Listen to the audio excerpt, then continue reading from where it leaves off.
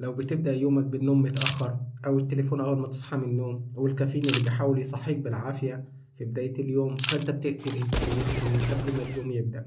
في الفيديو ده هقولك على 5 عادات صباحية بسيطة مش هتاخد منك نص ساعة، لكنها هتضاعف إنتاجيتك بشكل مجنون جدا. أول ما تصحى من النوم بلاش الموبايل يكون أول حاجة تمسكها أول ما تصحى. الموضوع ده فعلا كارثة. كل إشعار، كل خبر، كل رسالة خطف تركيزك من قبل ما اليوم تبدأ. حرفيا كل خبر ممكن تسمعه بيوجه تركيزك على مكان تاني غير اللي انت مخطط له. جسمك وعقلك أول ما تصحى بيكونوا في حالة ريستارت، وأي معلومة سلبية بتبرمج دماغك على يوم مليان قلق وتوتر. يعني ممكن معلومة بسيطة تقفل لك اليوم من قبل ما يبدأ. والحل إن أول ما تصحى من النوم بلاش الموبايل، على الأقل أول نص ساعة من اليوم. اشرب مية قبل أي حاجة. بعد 6 أو 8 ساعات من النوم جسمك بيكون في حالة جفاف. المية بتحفز الجسم وبتصحي المخ وبتحسن التركيز. التحدي: حاول تشرب كوباية مية أول ما تصحى على طول.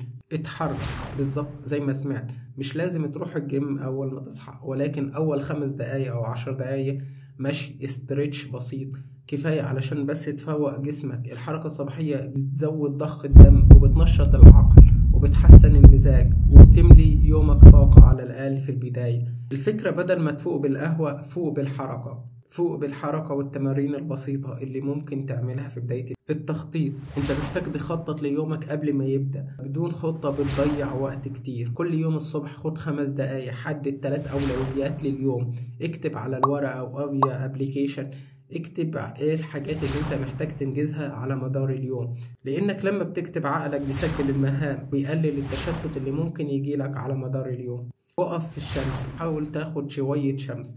ضوء الشمس بيظبط الساعة البيولوجية وبيعطيك طاقة وتركيز طبيعي بدون كافيين. حتى لو مش هتنزل، افتح الشباك وخد نفس عميق. اقف في الضوء الطبيعي. الفكرة ابدأ يومك بالنور الطبيعي بدل نور شاشة الموبايل. ممكن تظهر ان العادات دي بسيطة جدا في تنفيذها. الهدف ان يكون عندك تغييرات بسيطة ولكن بتأثر على مدى بعيد. التحدي انك تجرب العادات دي لمدة اسبوع واحد وهتحس بالفرق بنفسك. شاركني في التعليقات ايه اول عادة من ال5 دي هتبدأ تطبقها من بكرة، واشوفك على خير. مع احلى سلام.